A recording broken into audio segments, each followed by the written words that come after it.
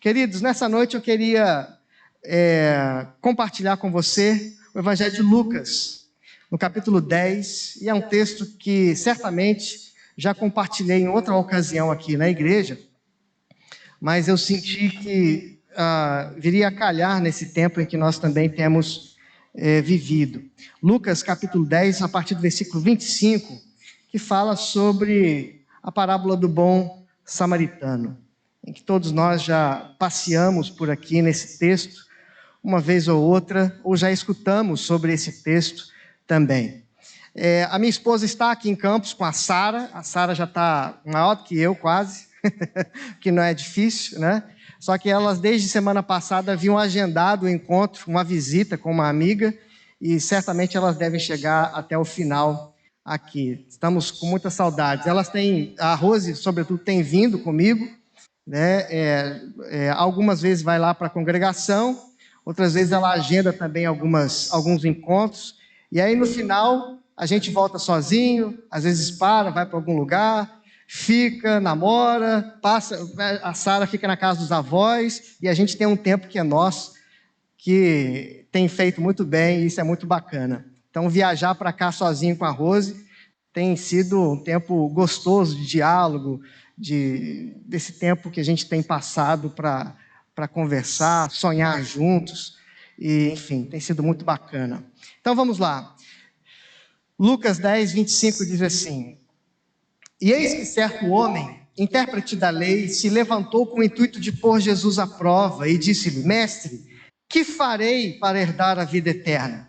Então Jesus lhe perguntou: O que está escrito na lei? Como interpretas? A isto lhe respondeu. Ele respondeu: Amarás o Senhor teu Deus de todo o teu coração, de toda a tua alma, de todas as tuas forças, de todo o teu entendimento, e amarás o teu próximo como a ti mesmo. Então Jesus lhe disse: Respondeste corretamente, faze isso e viverás. Ele, porém, querendo justificar-se, perguntou a Jesus: Quem é o meu próximo? E aí, a partir de agora, Jesus começa a contar a parábola. Jesus prosseguiu dizendo: Certo homem descia de Jerusalém para Jericó, e veio a cair em mãos de salteadores, os quais, depois de tudo lhe roubarem e lhe causarem muitos ferimentos, retiraram-se, deixando-o semi-morto. Casualmente, descia um sacerdote por aquele mesmo caminho, e vendo-o, passou de largo. Semelhantemente, um levita descia por aquele lugar, e vendo-o, também passou de largo. Certo samaritano, que seguia o seu caminho, passou-lhe perto, e vendo-o, compadeceu-se dele. E chegando-se, pensou-lhe os ferimentos, aplicando-lhes óleo e vinho, e colocando-o sobre o seu próprio animal, levou-o para uma hospedaria e tratou dele. No dia seguinte, tirou 2 denários e os entregou ao hospedeiro, dizendo: Cuida deste homem, e se alguma coisa gastares a mais, eu te indenizarei quando voltar. E aí ele termina a parábola e se dirige mais uma vez ao mestre da lei, perguntando: Qual desses 3, o sacerdote, o levita e o samaritano, parece ter sido o próximo do homem que caiu nas mãos dos salteadores? Respondeu-lhe o intérprete da lei: O que usou de misericórdia para com ele. Então lhe disse: Vai e procede tu de igual modo. Que Deus nos abençoe. Bruno, se eu ficar aqui na frente, atrapalha? Não? Então tá. Queridos, nós temos diante de nós, então, um texto riquíssimo para pensarmos várias possibilidades. Mas a primeira coisa que eu queria destacar é a aproximação desse mestre da lei, desse doutor da lei, de alguém que conhecia muito a Torá, porque o judeu só entende a palavra de Deus como o livro da lei, que é Gênesis, Êxodo, Levítico, Números e Deuteronômio. Todo o resto não é palavra de Deus para o judeu.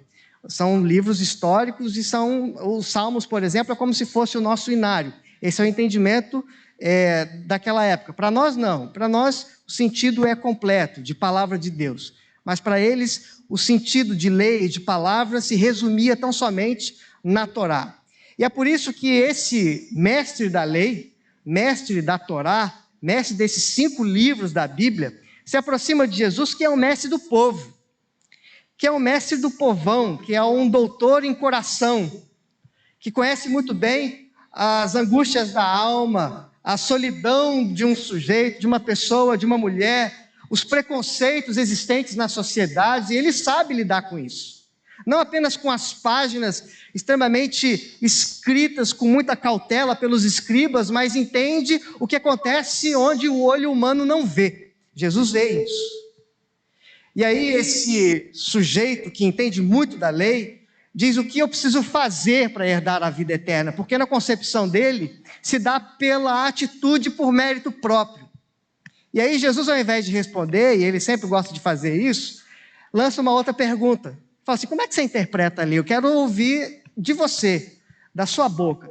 Fala assim, olha, é amar a Deus sobre todas as coisas, todas as forças, toda a alma, todo o entendimento, e amar o próximo como a si mesmo. Ele falou, muito bem, você respondeu bem, faze isso e terás a vida eterna? Não, ele não falou isso. Jesus disse, faze isso e viverás. Porque para se ter a vida eterna não se faz absolutamente nada, porque o mérito não é nosso. O mérito é de Jesus. Para se ter a vida eterna, não adianta termos decorado a lei, não adianta praticarmos a lei, não adianta virmos em todos os cultos e sermos dizimistas fiéis e participarmos de todas as atividades da igreja, isso não nos dá a garantia de uma salvação eterna. Fazer não significa que nós teremos vida eterna, porque o mérito não é no nosso fazer, não é na nossa atitude, mas Jesus, lançando mão agora de Levítico, porque antes ele tinha respondido a partir de Deuteronômio, ele fala assim, faz isso, porque aquele que guarda os estatutos, como diz lá em Levítico, esse homem viverá, esse homem terá sentido na vida, na existência. E o que Jesus diz, portanto, para ele é o seguinte, você sabe que o resumo da lei está em amar a Deus e amar o próximo. Faz isso e você terá sentido de vida, terá sentido de existência. Mas aí ele quer se justificar e pergunta para Jesus, mas quem que é o meu próximo? E aí Jesus começa a contar a parábola para ele. Parábola do samaritano, que tem divergências políticas e religiosas agudas com os judeus, grandes com os judeus. Mas nesse momento ele começa a utilizar o samaritano como exemplo. E não é simplesmente o samaritano, mas é um bom samaritano. E o que acontece nesse texto, primeiro momento, é que as pessoas estão em Jerusalém. Jerusalém fica a 800 metros de altitude, diante do nível do mar, e Jericó a 400 metros. É curioso porque nesse período havia festas, e as festas tinham grandes aglomerações. Naquela época podia, não tinha Covid, né? Tinha grandes aglomerações em Jerusalém. E naquele ambiente, onde já não cabia mais, as pessoas desciam para Jericó e ficavam hospedados em Jericó. E quando tinha algum evento, elas subiam para Jerusalém para lá ficarem. E quando um samaritano se convertia ao templo, ao ritual, assim como os judeus realizavam, eles tinham que passar por uma cerimônia. E a cerimônia significava tomar um banho na água da vida. E de onde vinha a água da vida? Vinha do templo. Mas como saía a água da vida do templo? Saía depois que os levitas, lavando toda a sujeira deixada dos sacrifícios, das ofertas, dos pés que entravam, às vezes sujos em alguns ambientes, saía por um cano aquela água imunda, suja, e aquela água era chamada de água da vida. Era uma humilhação. E naquele momento o samaritano tinha que tomar um banho da água da vida para ele poder ter a comunhão e se expressar em adoração a Yahvé, a Deus. É curioso que em outro texto vai dizer que aquele que crê em Jesus, do seu interior, acontecerá o quê? Fluirão o quê? Água viva. Águas vivas. Ou seja, você não precisa mais tomar banho sujo do templo, Basta crer em Jesus, porque essas águas vivas fluirão dentro de você. Você não precisa mais passar por um ritual religioso para ser aceito na comunidade. Basta se aproximar de Jesus, porque essas águas purificadoras nascerão dentro de você. E aí, nesse contexto de grandes preconceitos étnicos, religiosos, é que Jesus está posicionando esse sujeito que pergunta: quem que é o meu próximo? Porque na cabeça de um judeu, o próximo só era o judeu. Era só o que estava adorando junto com ele, estava ladeando, ele estava pertinho dele e pensava do jeito que ele pensava, cria do jeito que ele cria, e estava caminhando do jeito que ele estava caminhando, e Jesus rompe essa barreira, contando essa parábola. E aí a primeira coisa que eu gostaria de destacar, depois dessa introdução, é que é muito curioso, e eu já preguei muito errado esse texto, e pode ser que eu fale aqui também algumas coisas que não sejam condizentes, mas eu espero que não. Mas eu já disse muitas vezes que sacerdote e levita não ajudaram aquele pobre rapaz que estava caído, porque eles estavam apressados para a reunião. Eles tinham um compromisso com Deus, e eles não poderiam parar naquele momento para acudir a alguém que estava semi-morto. Não é isso que o texto diz. O texto diz que eles desciam pelo caminho. E se eles desciam, e Jerusalém está acima de Jericó, eles estavam saindo do culto. Eles estavam saindo do templo, eles acabaram de ouvir os hinos, eles acabaram de ouvir alguém pronunciando um longo texto do rolo das Escrituras. Eles acabaram de se encontrar uns com os outros, de celebrar a comunhão, eram para eles estar cheios. E naquele momento em que eles saem, eles descem daquele ambiente sagrado, que deveria fomentar a fé, que deveria fomentar o desejo cada vez mais agudo de querer se mostrar para o outro como se fosse a própria mão de Deus erguendo o caído. Eles descem, o sacerdote desce primeiro,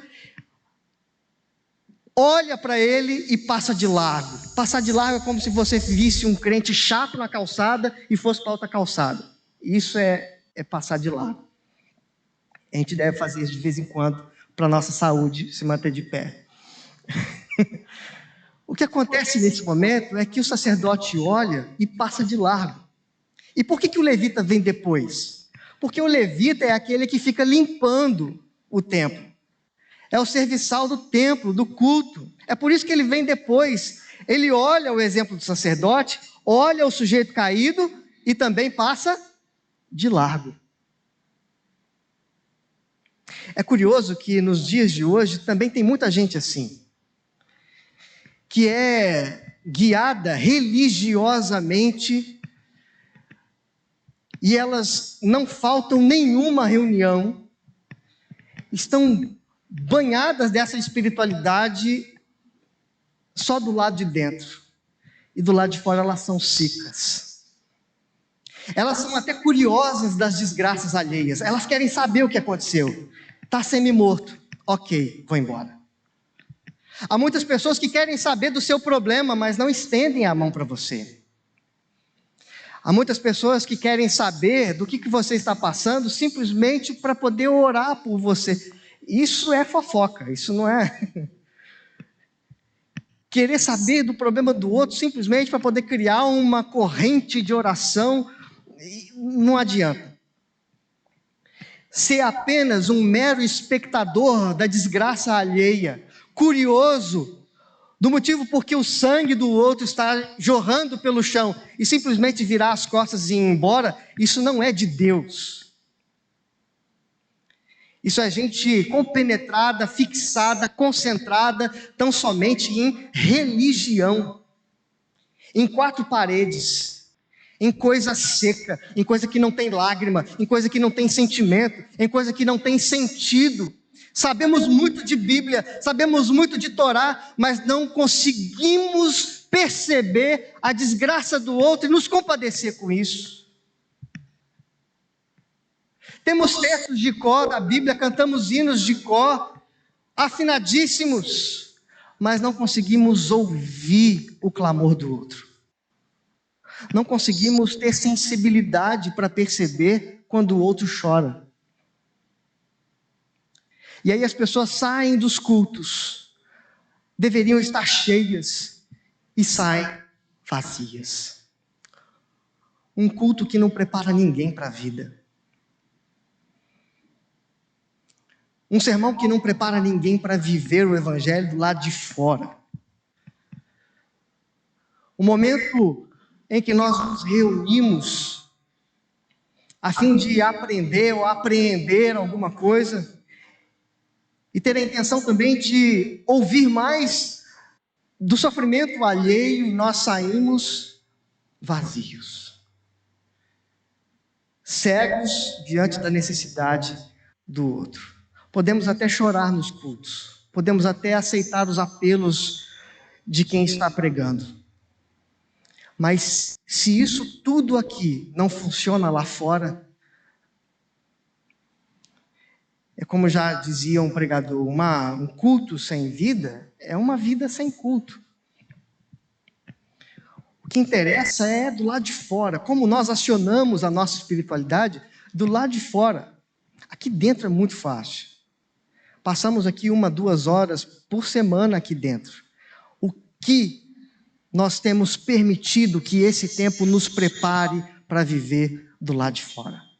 Será que saímos como sacerdote? Será que saímos como levita? Porque agora entra em cena o samaritano. E o samaritano passando por aquele mesmo caminho.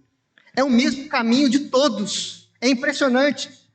Todo mundo passa pelo mesmo caminho e a vida se mostra para a gente como uma viagem. E nessa viagem do corre-corre, essa viagem do medo de que alguém possa me notar, me ver, porque eu me aproximei de um impuro, porque está quase morto. E para um judeu, naquele momento, se aproximar de um morto, ele poderia ser visto como um impuro. Muita gente preocupada com a sua autoimagem, com a sua reputação. Nesse momento, se aproxima o samaritano. Esse que é visto pelos judeus como um impuro, como alguém que é menor. Diz o texto que ele nota, e há uma outra tradução que diz que ele para e se compadece. Nessa nossa viagem louca, ensandecida pela velocidade, pela produtividade, a gente só consegue notar o outro quando a gente para.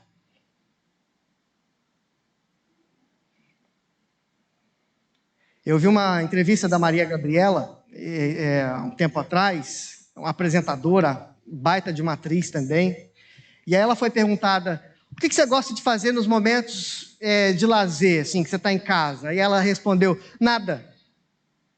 Nada o quê? Assistir um filme? Ela falou, não, nada. Nada o quê? Assim, é uma massagem? Falou, não, nada. Fazer nada. Sentar no sofá e desligar. Fazer nada. Parar para fazer nada. A gente consegue fazer isso hoje? Sabe por que a gente não consegue fazer isso? Porque a gente se sente culpado quando a gente para. Esse sistema capitalista doido que a gente vive, ele está provocando na gente sempre a ideia de estar produzindo alguma coisa. Parar nos dá a sensação de que estamos errados. Parar para brincar com os filhos, a gente está pensando assim, eu poderia estar produzindo, poderia estar fazendo alguma coisa. Parar para sair com a esposa, com o marido, puxa, eu poderia estar fazendo tanta coisa em casa, poderia estar abrindo a pasta, poderia estar abrindo o computador, poderia estar fazendo outra coisa, arrumando aquela maçaneta, pintando a porta, fazendo não sei o quê. A gente tem que estar sempre agindo, sempre produzindo alguma coisa. E nessa correria nossa, de comida que a gente faz até em 3 minutos, a gente se sente mal quando a gente para. E tem muita gente do nosso lado, dentro da nossa casa, que está caído, sangrando, sofrendo, gritando dentro, socorro, e a gente não consegue perceber, porque a gente não para.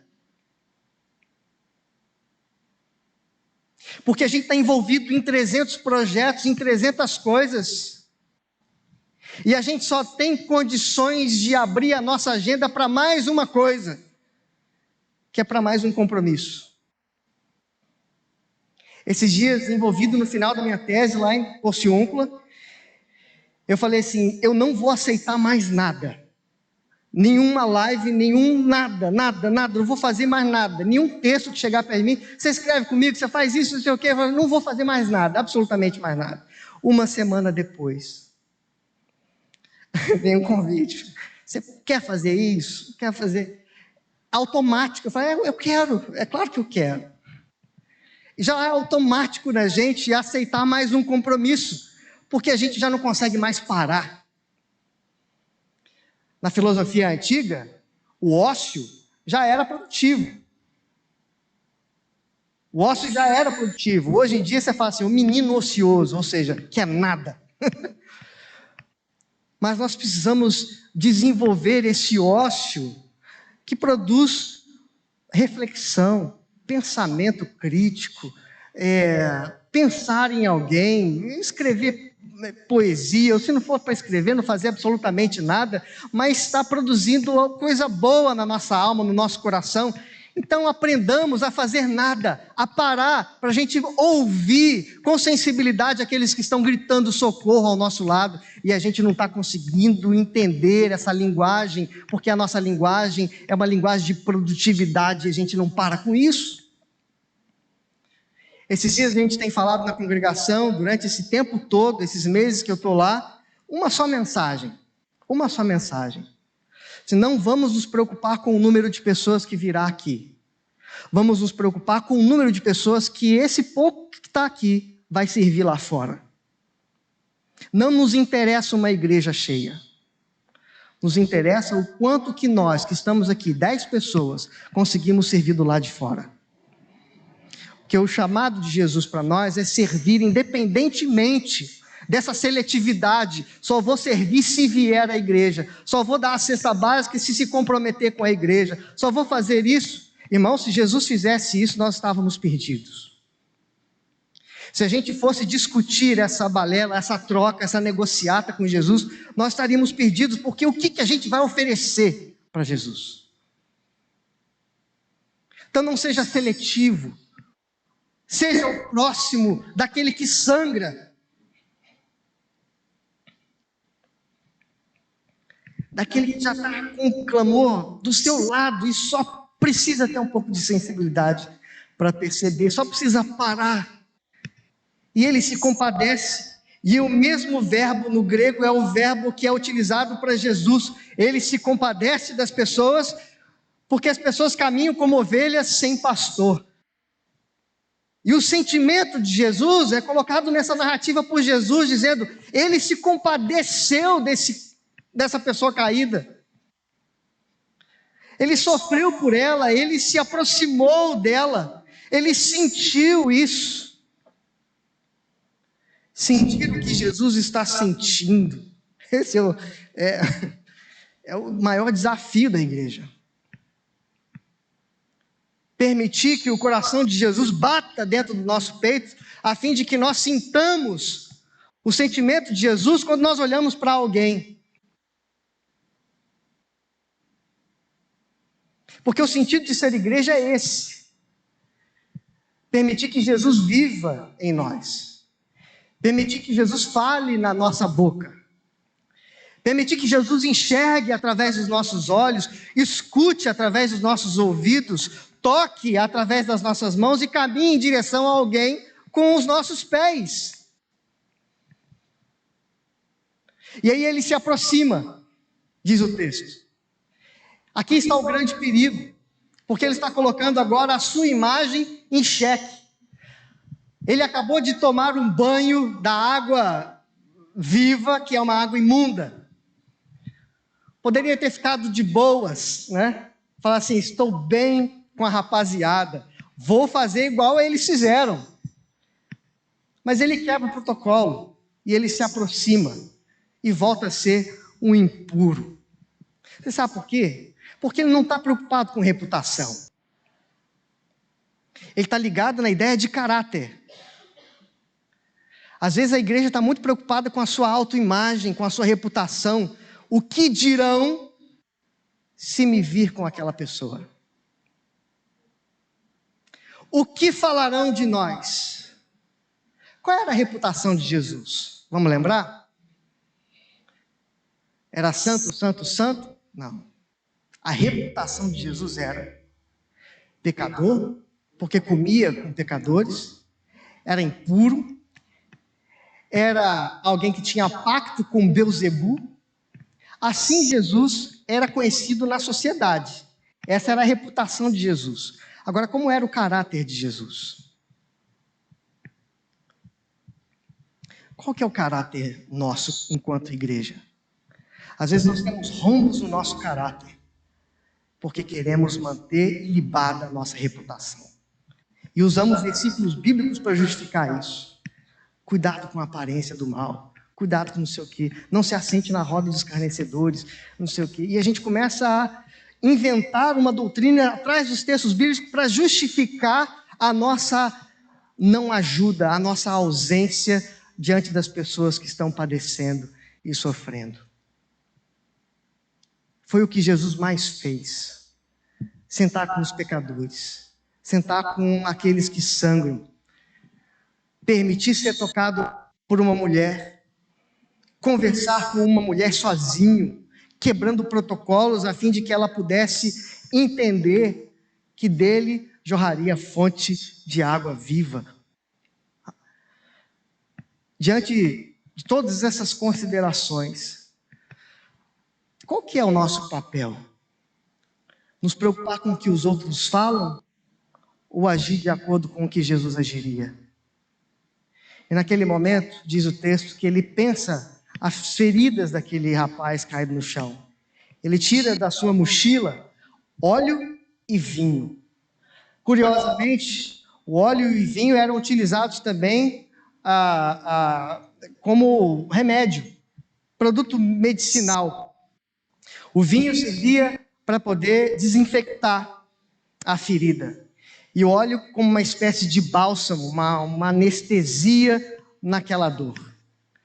É curioso porque os sacerdotes levitas saíram do culto, do templo, com a mochila vazia. Aquele homem sai preparado na sua caminhada para poder ajudar e anestesiar a dor das pessoas. Quem é você nessa caminhada? O que você tem carregado na mochila?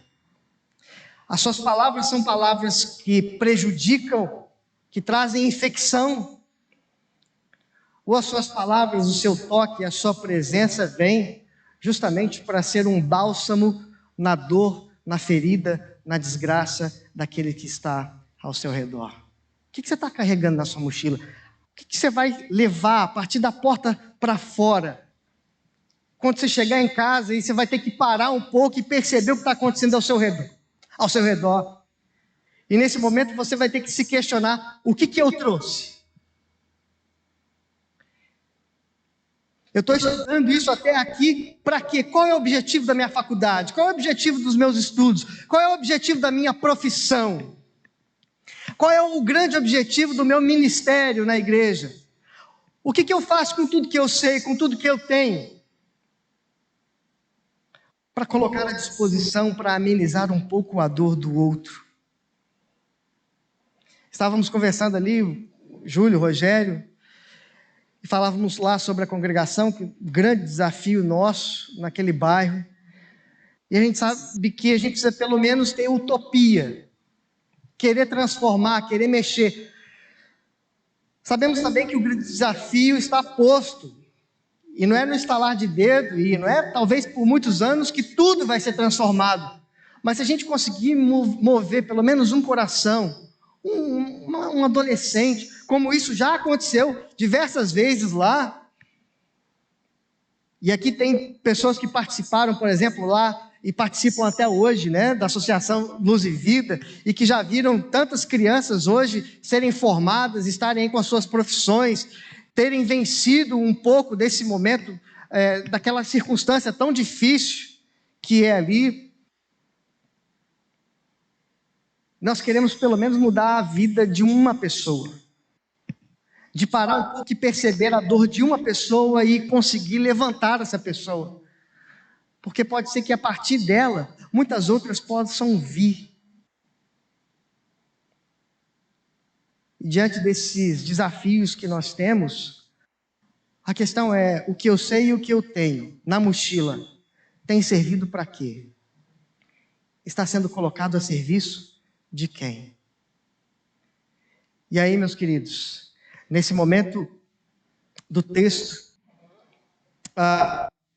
depois de aplicar o óleo e vinho, diz que ele coloca sobre o seu próprio animal e vai andando ao lado. O texto não diz que ele vai andando ao lado, mas subentende-se que isso acontece porque a ideia aqui é destacar que ele sai do seu lugar que é cômodo e coloca-o sobre o animal e vai caminhando ao lado. Ele sai do seu comodismo, ele sai daquilo que é natural para ele e se esforça para poder fazer aquilo que é preciso fazer. Nós não vamos nos portar como igreja se a gente não mudar a nossa oração. Porque nós estamos acostumados a terceirizar tudo para Deus e cruzar os nossos braços. Nós estamos acostumados a saber do problema de um irmão e dizer, Senhor, vai lá e faz. Mas a igreja começa a ser transformada e começa a mostrar o rosto de Jesus na sociedade, quando ela começa a orar dizendo, Senhor, o que eu preciso fazer? Diante dessa circunstância, diante dessa situação, o que eu tenho de fazer com o meu irmão, com a minha irmã? A partir do momento que eu fico sabendo dessa demanda, dessa situação que ele está vivendo, que ela está vivendo, porque é muito cômodo, irmãos, cruzar os braços e interceder pedindo para Deus fazer um milagre. É claro que a gente pode fazer isso, deve fazer isso, mas não pode abrir mão da importância da igreja enquanto corpo de Cristo na terra, porque corpo de Cristo na terra não é para demarcar território. Corpo de Cristo na terra é para mostrar a ação de Jesus aqui. Para mostrar como é que Jesus fala, como é que Jesus olha, como é que as pessoas não querem mais ouvir sobre Jesus, as pessoas querem ver Jesus. Porque falar, me mostra o teu Jesus. Me mostra o que o teu Jesus faz.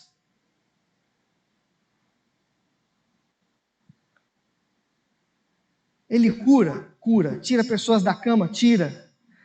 Mas me mostra o que o teu Jesus faz, se você precisar ficar no leito 10, 15 anos do lado de uma pessoa. Me mostra o amor de Jesus agora, na paciência, no desprendimento, no amor. Testemunha de Jesus agora. Quando aparentemente Jesus não faz absolutamente nada. Semana passada só um parênteses, eu não gosto de misturar textos, né? Na pregação, tem inclusive um pregador que disse que há muitos pregadores que pregam 3 pontos. Primeiro ponto, lê o texto.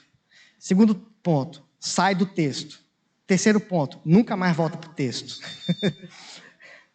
Está pregando o texto? Fica nele, gasta ele, suga o máximo que você puder dele. Não começa em Gênesis e termina em Apocalipse, você não ensina nada. Fica nele, investe no texto. O texto já diz muito. Mas só um parênteses para poder dizer essa questão de que um discípulo, José de Arimateia, José lá de Arimateia, ele pede a Pilatos o corpo de Jesus. Ele assume Jesus quando ninguém quer assumir. Quando Jesus está morto, pregado na cruz. É curioso porque tem muita gente que só quer assumir um Jesus que faz muita coisa, que faz barulho e faz grandes coisas. Mas nós precisamos começar a querer assumir Jesus quando aparentemente ele não faz nada. Aparentemente ele não faz nada.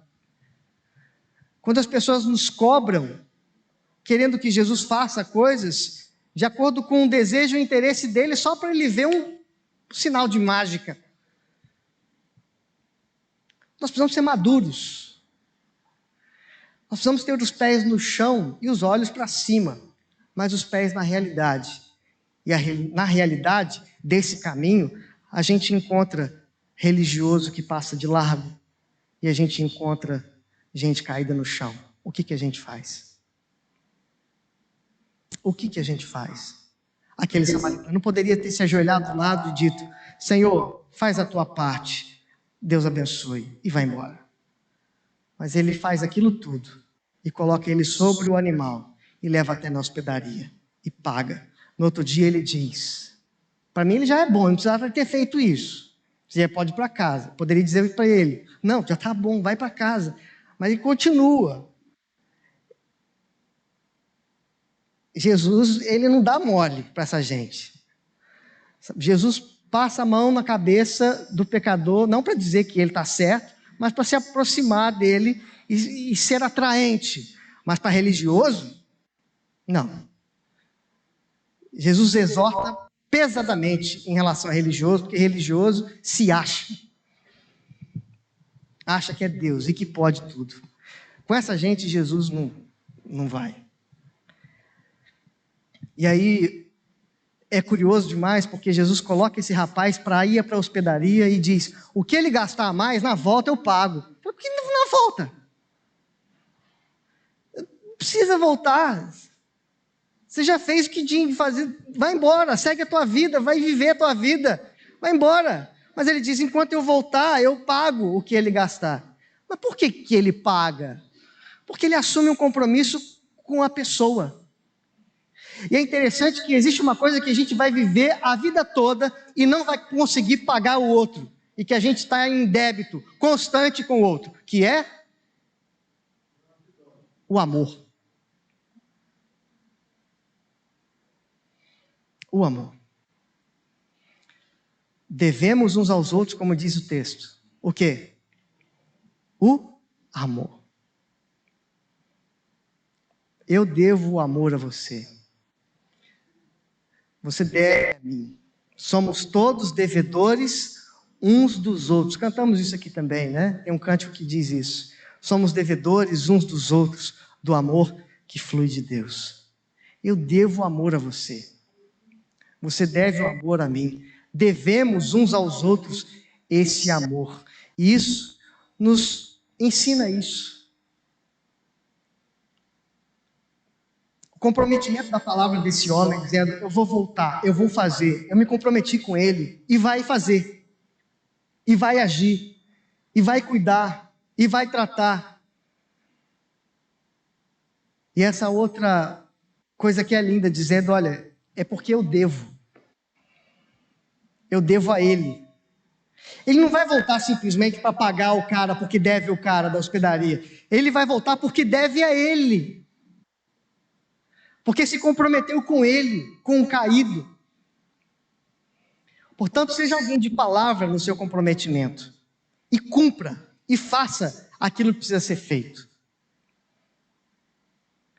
E aí, para terminar, se eu não pulei nada, o texto diz, Jesus se aproximando dele, fala: qual foi o próximo desse rapaz? Ele não diz nem um samaritano, tamanho o preconceito dele.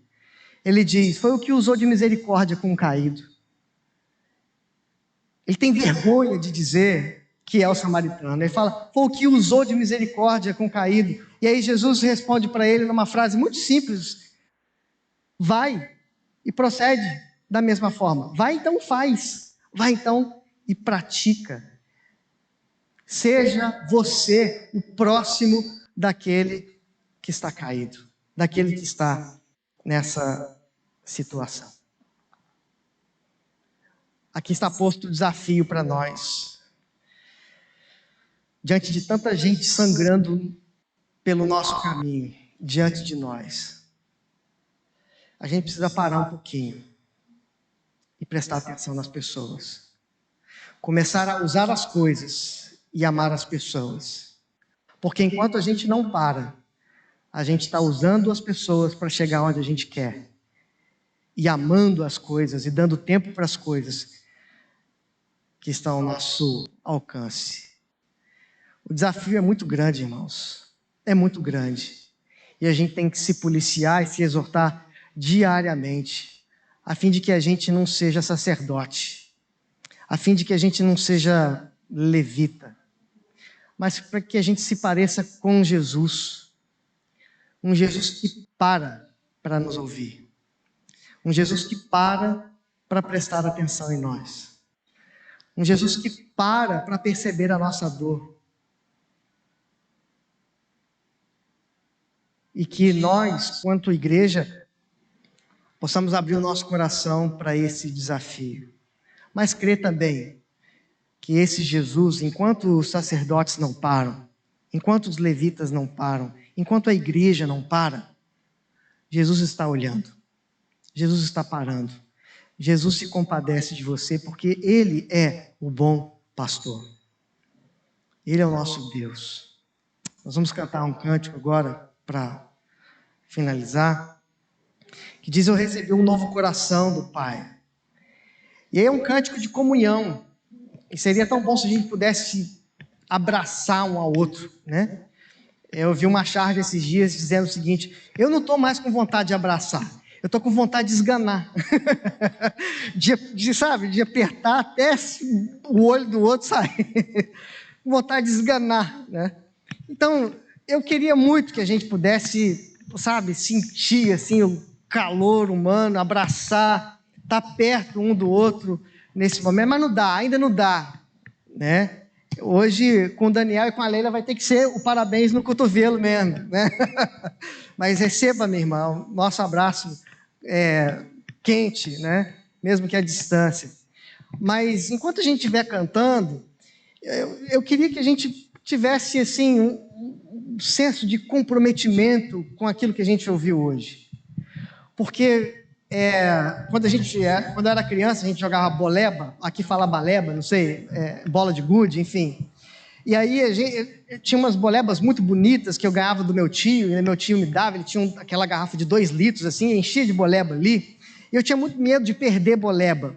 E eu só brincava a brinca, que falava. Por que a brinca? Porque quando você perdia, você pegava sua boleba e ia embora. Mas quando o pessoal falava, agora é a Vera, eu não brincava porque eu sabia que eu ia perder, que eu era muito ruim de mira. Eu sempre fui muito ruim de mira. E aí, quando ele fala a Vera, aí eu tirava. Eu falei, não vou brincar mais. Mas os desafios da vida cristã é lá fora, cara. Aqui você está com seu familiar por perto, mas quando chega em casa é que o negócio vai valer. É a Vera. Lá é a Vera. No seu trabalho é a Vera. Não estou dizendo que aqui é a brinca, entendem? Mas estou dizendo que a prática daquilo que a gente tem escutado aqui, tem compartilhado, é a Vera. E a gente tem que jogar. Não dá para a gente pegar a boleba e falar assim, não vou brincar, porque está todo mundo no jogo. Salvo engano, foi Chaplin que disse, a vida não dá tempo para fazer rascunho. É ao vivo. Se você falar, já era, não dá para engolir de novo a palavra. Você pode pedir perdão, mas o efeito está lá. As ações nossas são assim, elas perduram. Podem salvar, mas podem prejudicar absurdamente. Então o comprometimento nosso, enquanto a gente estiver cantando, é simbólico, claro que é simbólico, mas é para que Deus nos dê força. Fala, Senhor, quando chegar na Vera, a Vera, me ajuda a fazer aquilo que precisa ser feito. Não deixa eu ser religioso, sacerdote, levita. Deixa eu entender que eu devo às pessoas. Eu sou devedor do amor do Senhor para as pessoas. Eu não posso pegar o teu amor e guardar só para mim e enclausurá-lo. Eu preciso que esse amor transborde, vaze, alcance as pessoas que estão ao meu redor. Deixa isso explodir dentro de você. Deixa isso vazar. Deixa isso transbordar. A fim de que por onde você passar, seja gostoso ter você por perto. Que as pessoas não tenham vontade de passar do outro lado da calçada, porque lá vem ali um crente que é chato. Então nesse momento, vamos nos comprometer e dizer, Senhor, chegar a Vera, me ajuda. porque eu tenho um coração novo que foi dado por Ti. Então me ajuda a viver isso, a amar o outro, porque eu preciso do outro. Eu preciso me fazer próximo do outro. Mas entenda, não apenas o próximo que está aqui dentro, o outro que está aqui dentro, que eu vou me fazer próximo. Porque eu não posso ser seletivo. Eu não posso servir apenas aquele que vai me devolver. Eu preciso servir aquele que eu nunca vou ver mais na vida. Eu preciso me doar para as pessoas.